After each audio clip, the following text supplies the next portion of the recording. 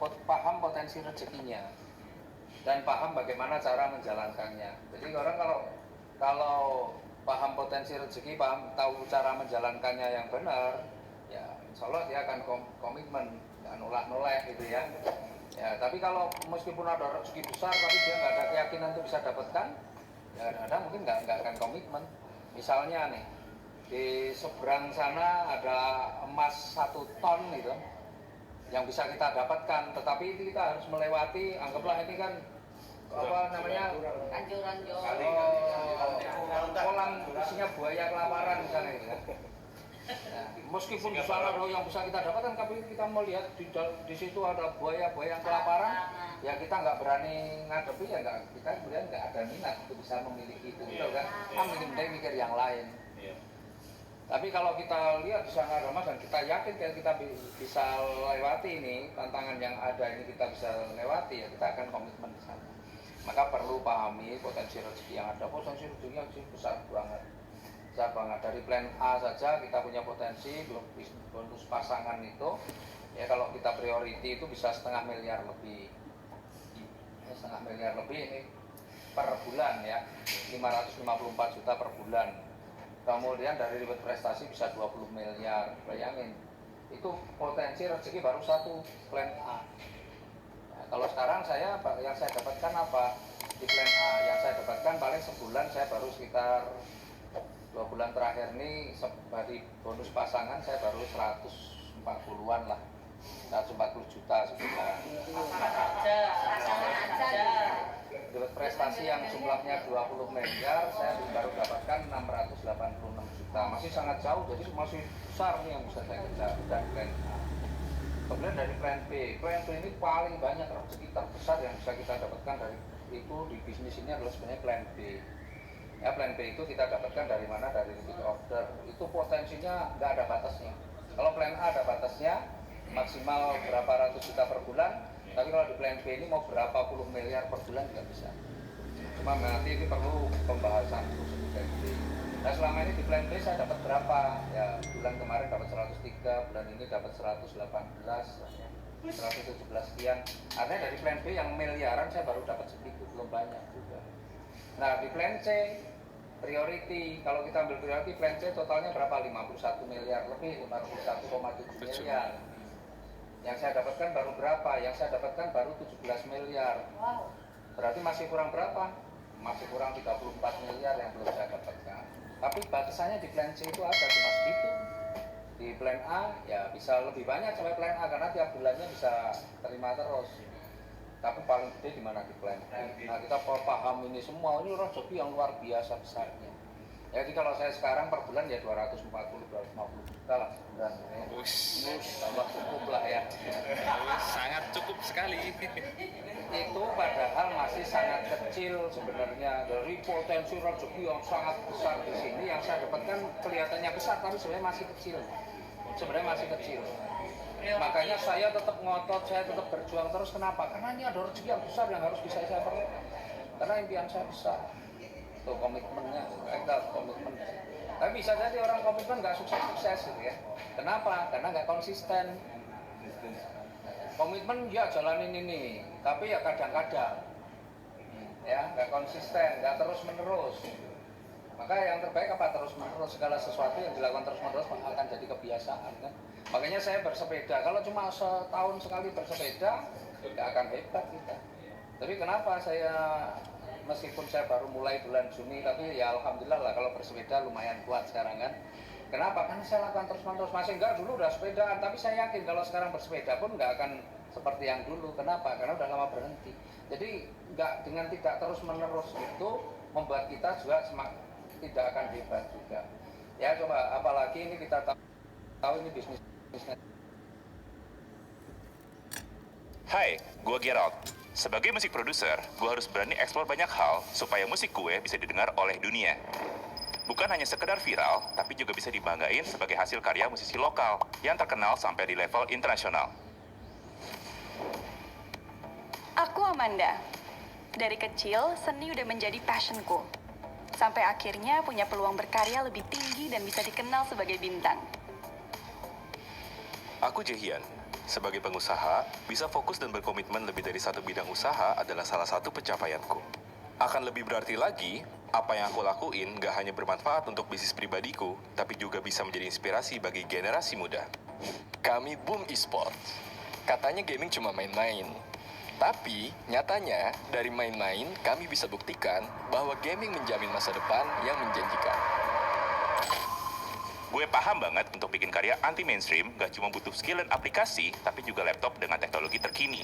Bikin proses rendering beneran cepat dan ngulik musik dimanapun tanpa hambatan dengan AMD. Aku paham banget, schedule yang padat dan meeting sana-sini butuh laptop ringan berperforma tinggi dan baterai yang awet. Karena AMD, aku bisa produktif seharian di mana aja tanpa harus ribet nge-charge terus. Aku paham banget kalau mau tetap eksis di tengah kesibukan atau syuting padat. Aku butuh support system yang bisa bantu aktivitasku lebih nyaman dan cepat, gak kenal waktu dan tempat. Bikin konten bareng AMD, aku bisa ngedit vlog tanpa repot. Begitu selesai edit, tinggal ekspor, langsung upload. Kami paham banget. Untuk konsisten menaklukkan setiap tantangan jadi kemenangan. Bisa bebas bergerak cepat tanpa kesendat. Udah nggak ada lagi tuh cerita nge-lag di tengah permainan. AMD berhasil jaga kestabilan setiap permainan dan peluang menang jadi lebih besar. Kini saatnya, Gue, Aku, Dan kalian semua bisa paham banget apa yang ingin kalian wujudkan menjadi nyata tanpa wacana. seperti AMD Ryzen 6000 series processor yang paham banget kebutuhanmu. apapun profesimu, aktivitasmu, dan mimpi yang mau kamu raih, AMD Ryzen 6000 series processor siap mendukung performa kamu Untuk berkarya lebih maksimal Dimanapun dan kapanpun.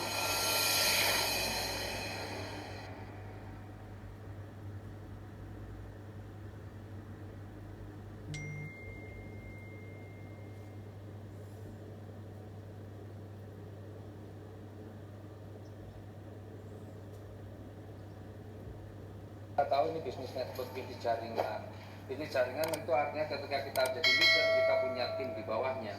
Kalau ini kemudian kelihatan ini, karena tidak konsisten tadi, tidak terus-menerus, tiba-tiba ini leadernya ini lagi mikir yang lain lagi, tapi bukan bisnis network yang lain. Network tetap saya komitmen hanya di ETBS misalnya, saya nggak jalan yang lain, tapi dia mungkin sibuk di pasar, jualan sayuran misalnya begitu. Di bawahnya nggak keurus, betul kan? Ya. Maka di bawah apa yang terjadi di bawah, yang di bawah juga akan lemes juga, nggak ada aktivitas juga, betul kan? Nah, kemudian ketika dia ini kemudian mau aktif lagi, yang di sini sudah tetap belum aktif kan? Artinya apa? Kerja lagi, mulainya berat lagi. Maka kalau kita mau bisnis ini benar-benar berjalan dengan baik, bagaimana? Kita harus konsisten terus-menerus lakukan terus. Karena perputaran kita terus-menerus itulah tim itu menjadi bergerak. Makanya kenapa saya sering share, akhirnya Mas Enggar share gitu ya, jadwal saya. Itu kenapa? Ya karena saya pengen kasih contoh nih, supaya tim saya juga bergerak. Akhirnya Bu Novi Ratih kirim jadwalnya, wah dalam berapa minggu, Mas Enggar kemarin, wah jadwalnya apa? Itu yang saya harapkan.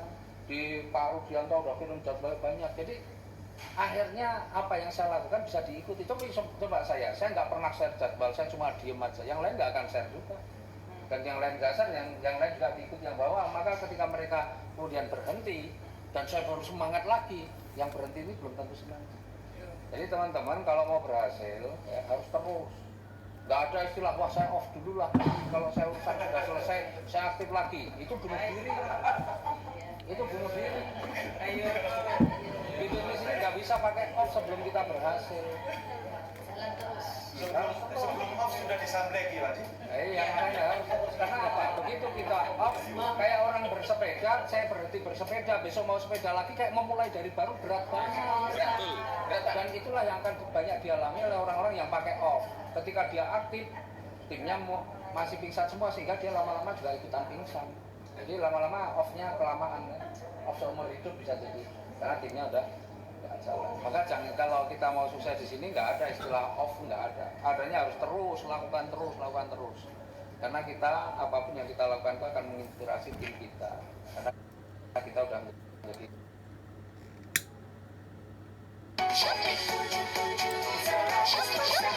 Shopee 77 Mega Electronic Sale.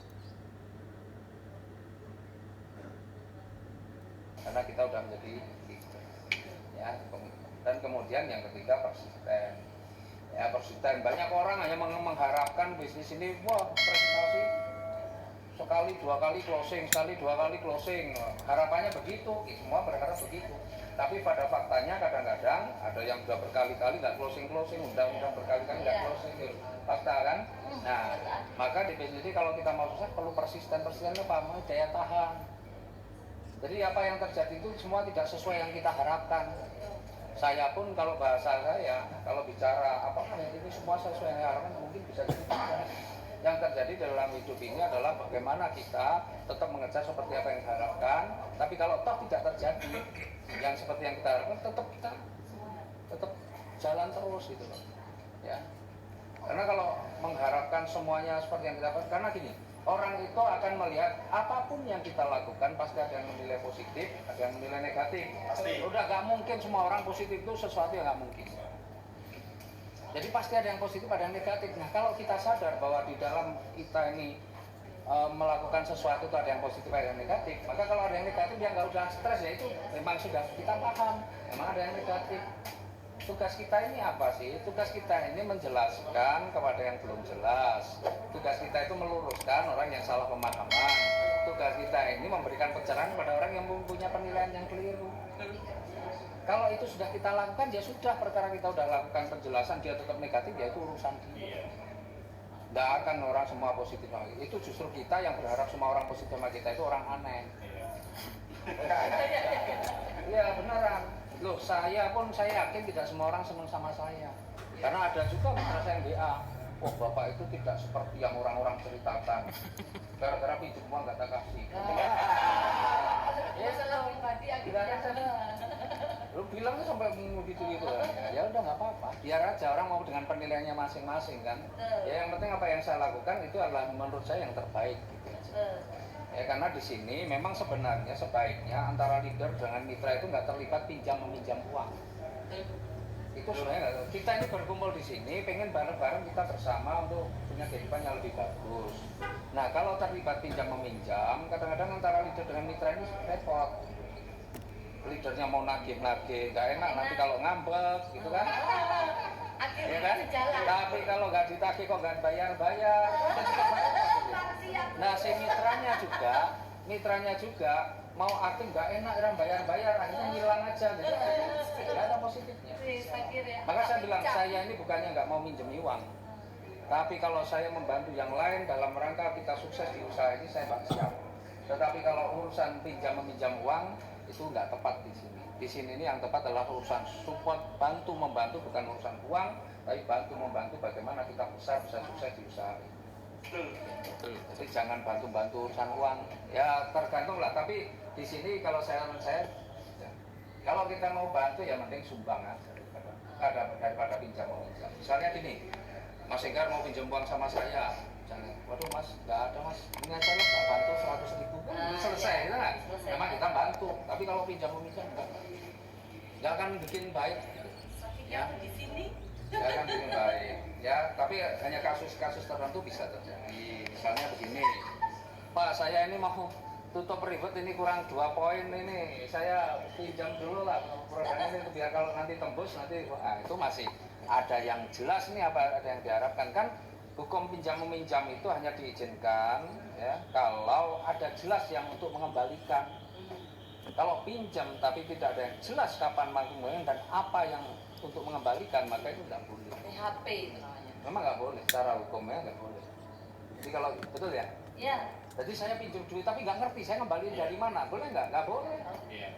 Harus ada di Saya hanya boleh pinjam ketika saya sudah tahu apa yang harus saya kembali. Betul kan? Kalau nggak keliru lah, yang saya bukan mustahil. Tapi gitulah.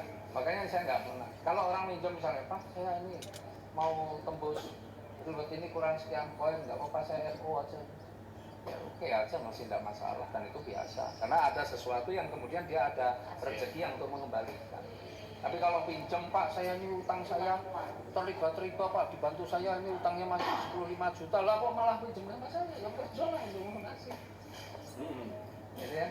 Kalau begitu banyak banget orang masih punya riba, Pak saya ini terlibat riba, tolong bantu saya Pak biar saya bisa lepas dari riba, pinjami dulu Bapak kan rezekinya udah banyak. Ini bukan begitu, kita ada Bapak di sini itu untuk bersama-sama berjuang supaya selisih yang lunasi lah. Kalau lunasi ikutannya cuma reguler, pinjamnya 75 juta kan nggak masuk. Reguler cuma 6.100.000. Kalau toh komisi cuma 1,2, pinjamnya 75 juta kan nggak. Apalagi yang closing timnya itu bonus pasangan cuma 150 ribu.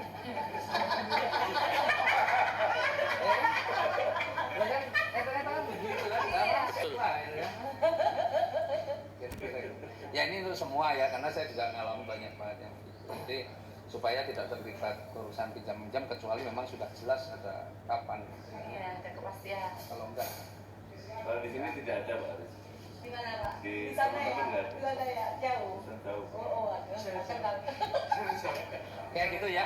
Ya. Ya. Oke, Pak Aris. Terima kasih semuanya. Insya Allah ya ini sharing-sharing santai mudah-mudahan manfaat lah ya.